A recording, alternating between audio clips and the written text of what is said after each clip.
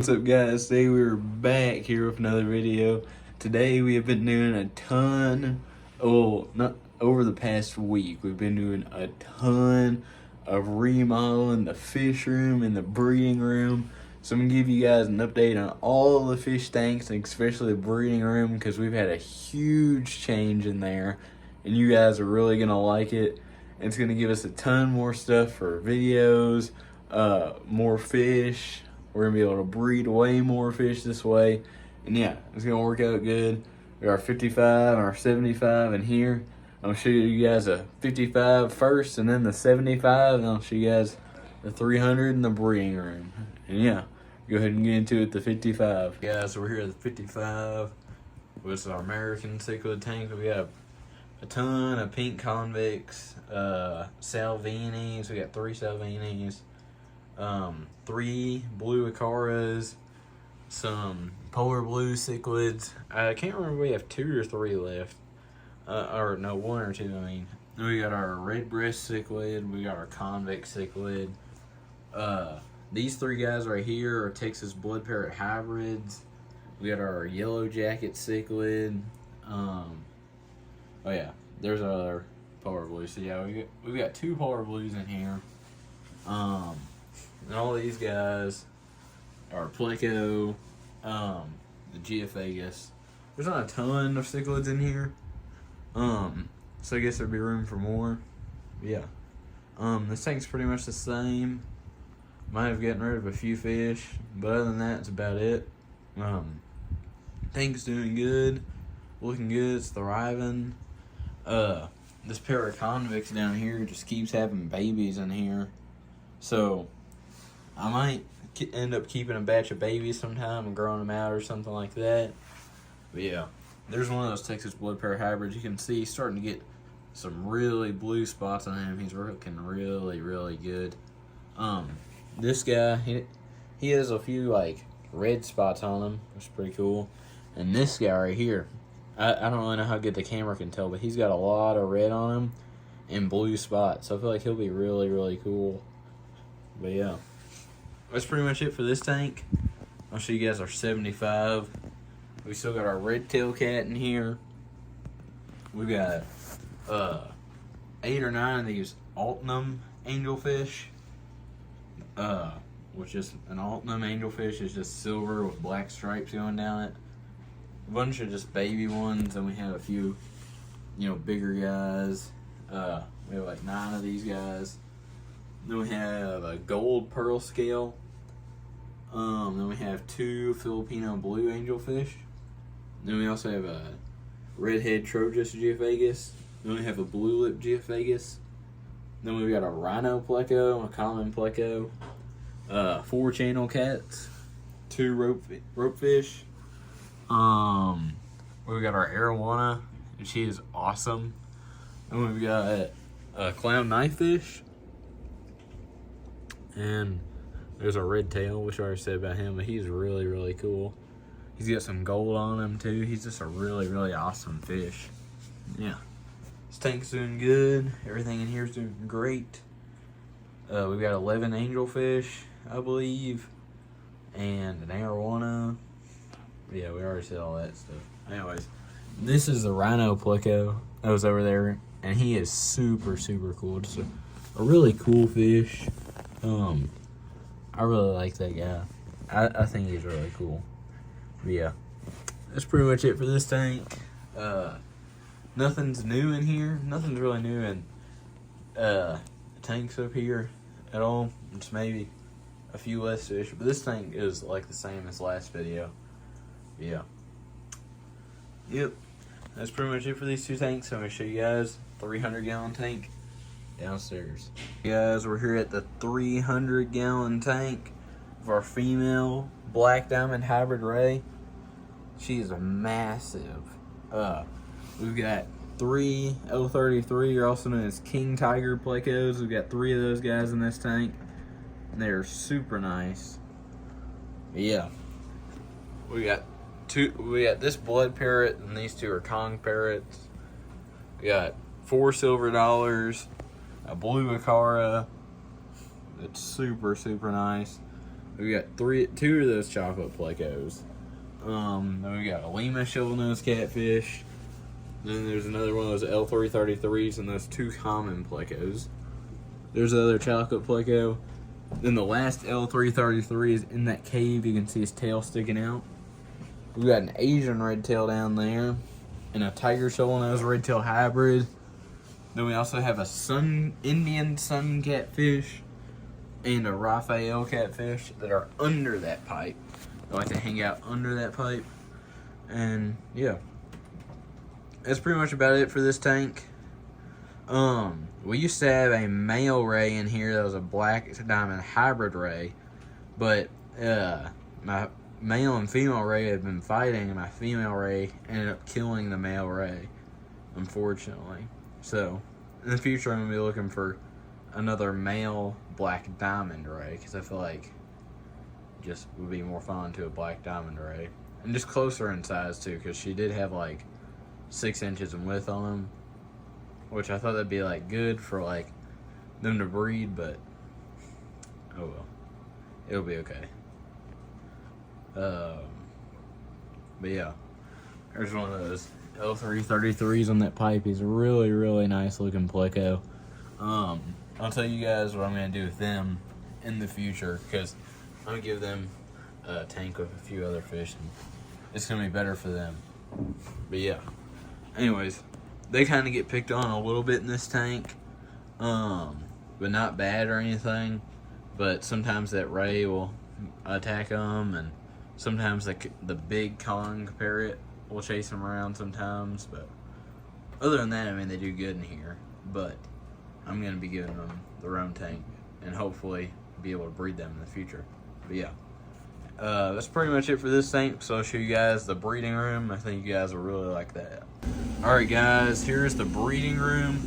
This is still in the works right now. But we've got a ton of tanks in here. These are all the old tanks. Put a new stand in here so it's not touching the ceiling like it used to be. It's just kind of better for the room and stuff. Then we still have those two 10-gallon tanks. Then we've set up a whole new rack. All the tanks right now are empty, and I'm still working on them. As you guys can tell, it's still a mess in here. But I wanted to go ahead and make a video to show you guys, so you guys could see what all was going on. Yeah, I've got a bunch of junk right here, just like decorations and filters and heaters in this bucket and stuff and nets. This is a 55 right here. I plan on using this tank to find pairs of angelfish to be able to breed them. Then once we get, 2 or 3 more pairs from this, I'll probably just use this tank as an angelfish fry tank, because if you have 4 pairs of angelfish, you're gonna be having a lot of fries, so it'll come in handy. This right here is a 20-gallon long with a painted background. It's really nice. It's gonna be really good for breeding cories. I'm gonna breed bronze cories in this tank because I have 12 fry, or they're not fry, they're about 1 inch long bronze cories. So I'm hoping I can get them to pair up and have a breeding group, and I think that'd be good. And yeah, then our next tank right here, this will probably just be like a cichlid grow out or something like that. I'm not really too sure yet. Or if we get another breeding pair of angelfish, that's kind of what both these tanks are going to be for. If we get breeding pairs of angelfish, they'll go in these tanks. If we get 2 more pairs, they'll go in these 2 tanks. If not, they'll just be used for fry. This tank is going to be like a cichlid fry tank, pretty much. Same with this one. One of these tanks I might use to breed polar blues again, to try and breed those again, because I haven't done that in a while. I feel like that would be kind of good, because there's a little bit of money in polar blues, but it all depends on the time of the year and when people want them. That's really a big fish that varies, because there's some times where I could sell them all, and there's some times where I end up having 100 babies that I can't sell, and I end up having to sell them for $1 a piece or give them away or something like that. And then it's not worth raising. It just costs you more in food and time and electric than it is any good. So that's just one of those things you have to think about if you're going to be a breeder. And then this tank, this next tank that we haven't talked about yet. This tank is probably going to be a fry tank. A lot of these tanks are probably going to be like Pleco fry tanks. Like this one probably will be. This one probably will be just another Pleco fry tank or something like that. One of these tanks I plan on removing and putting a 20-gallon long in their place. So it'll probably be this one, because I believe this tank's a little bit older. But yeah, pretty much all these tanks are brand new, besides these 2 10-gallon, or actually these 3 10-gallons, and then that 20-gallon long are the only tanks that I didn't buy brand new for this rack. Which there's 11 tanks on this rack, so it gets expensive whenever you're buying brand new tanks. Like that 55 was like $150 alone. But yeah, and that was just the tank. But that's before heaters and sponge filters and rocks and decor and lights and lids, and it gets expensive. But yeah, anyways, so these 2 tanks will probably just end up being either Pleco or Corey grow out tanks. This tank on the end, I've got 4 Venezuela black Corridoras that will be going into this tank in hopes of breeding them one day. They're about a half an inch to an inch right now, so they still have a lot of growing to do. This tank right here is a 10-gallon also, and it will be used for Pleco fry and maybe a few Corey fry if needed. This 40-gallon breeder will be used, we're going to be using it to breed bristlenose Plecos only. But I'll be breeding like commons, albinos, blue-eyed lemons, and probably super reds, all in this tank. There's a lot of caves, and that's why we have a lot of tanks for fry. Now, they'll be able to breed and do whatever they want in here, but that's why I have like those 3 or 4 tanks that I'm used for Pleco fry. I've also got this one for Pleco fry. It's because all the babies will be sorted out between, commons, albinos, blue-eyed lemons and super reds, and also between long fin and short fin. So that's why we will have a decent amount of grow out tanks. That way, you know what you're getting. And then in this tank, like I already said, we're gonna be using it for the angelfish grow out. But yeah, I don't have all of the core for it. I'm still gonna get another breeding cone or 2 and stuff like that. But other than that, everything over here is going good. There was 2 of those Venezuela black Corys. There's one Venezuela black right there, and that yarn, and that breeding mop right in there is where he's at. But yeah, there's 4 of them in here. A lot of Corys just like to hang out in this breeding mop. I don't really know why. We've got a ton of guppies in here. I plan on throwing those guys in with the bristlenose Plecos because they will just coexist well and stuff. We've got a ton of Corys in here. There's a ton. And there's a bunch of baby guppies in here too. Because the guppies just breed and stuff. We got a bunch of just common Corys. Then there's a few different types of Corys like that one. There's like, I have 5 of those guys. I don't even know the name. So if you guys know that name, make sure to comment it down below. I've got albinos. I actually have a tub of fish outside I need to show you guys sometime. I plan on making a video of that in the future. I also have a ton of bristlenose Plecos in here, but anyways. In the tub I've got like guppies, mollies, platies, albino Cory catfish and stuff like that. But I've been thinking about moving the albino Cory catfish that I have in here into the tub instead of moving them into a tank. That way they could possibly breed with the Corys that I already have. And then in the fall, whenever I drain the tubs and pull those fish inside, there will be more albino Corys with them. But it's just a thought, so we'll see what happens. But anyways, these Corys are very, very nice. The albino Corys I have, I do like them. That little Cory right there is one of those Venezuelan blacks. This thing's very nice. I do like it. Everything in here is going great. And yeah. Then we've got our breeding pair of Filipino blue angelfish. They're doing great. They've been spawning for us a decent amount, but during the process of like moving all these tanks and stuff, me being gone a lot during the summer and stuff, it didn't really work out for me to save very much their fry. I don't even think I really have like any right now. But yeah, because they either ate their eggs, ate their fry, or I couldn't save the fry. But yeah, then in here, we're using this tank as a monster grow out. We've got a Lima shovel nose, a Ripsaw catfish, 2 tiger shovel nose catfish, and we also have some bristlenose plecos that have spawned for us. And then they're just commons. And we had this one super red bristlenose. But yeah, that's pretty much it for these 3 29-gallon tanks. Then we've got our bristlenose grow out tank. See, the thing about this tank is these aren't sorted plecos. Like, these are just assorted, you know. There's a bunch of long fin and short fin, regular and albino bristlenose in here. So yeah. One day I plan on sorting them all, but there's about 100 in here. Believe it or not, there's so many. And I took about 20 out and put them in this tank. But yeah. In this tank, I have a pair of electric blue jacks growing out, electric blue jack MCs.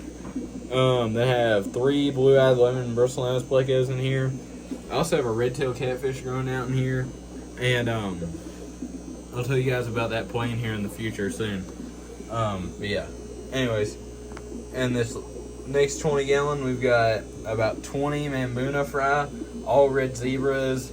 Then we also have like 20, 25 bristlenose, all assorted bristlenose, long fin and short fin, chocolate and albinos.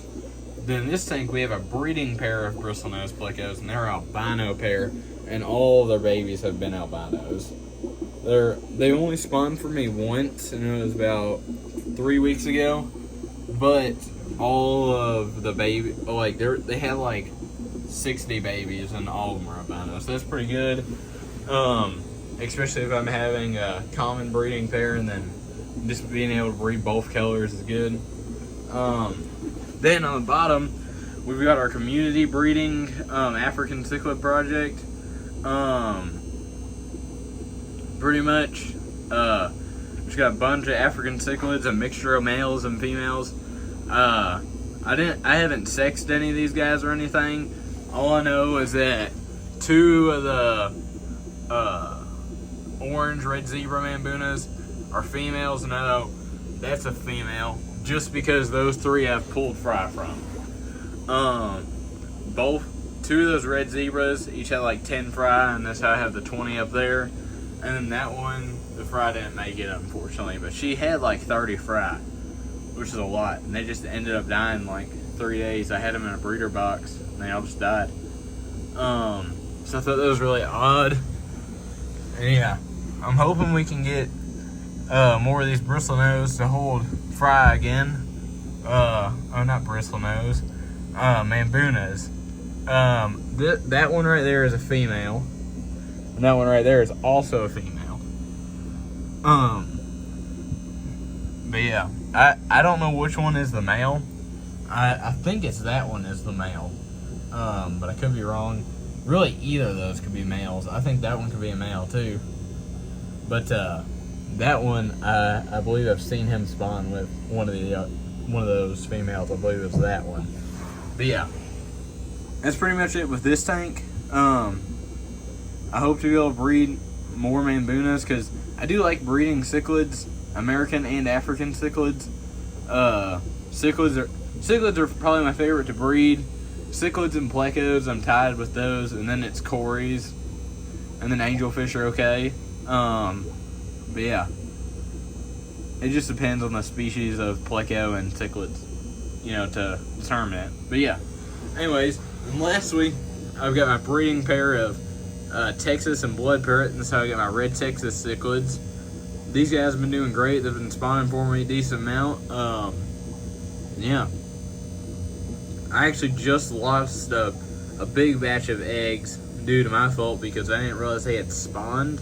When I moved all these tanks off the old rack onto this one, I drained them down, and under that cave right there, there's like probably 300 eggs, but I drained all the water, and I didn't realize until like 2 hours after, and there was like 300, just bad eggs under there. So I was like, man, it sucks, because I didn't know about it.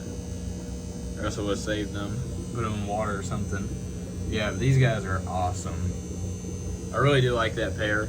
But yeah, that's pretty much it for this rack, another rack. But we do have these 2 tanks right here. And this 10 gallon is just albino bristlenose. There's about 35 in here, and there's like 25 left in the tank that I couldn't get out. But yeah, that's pretty much it. And this tank is all the baby red Texas. There's about 40 of them in here. But yeah, they haven't really got any colors yet, but there's a few of them who have like blue and red, like a red tint and blue spots on them. So I think they're gonna be really, really cool. But yeah, that's pretty much it.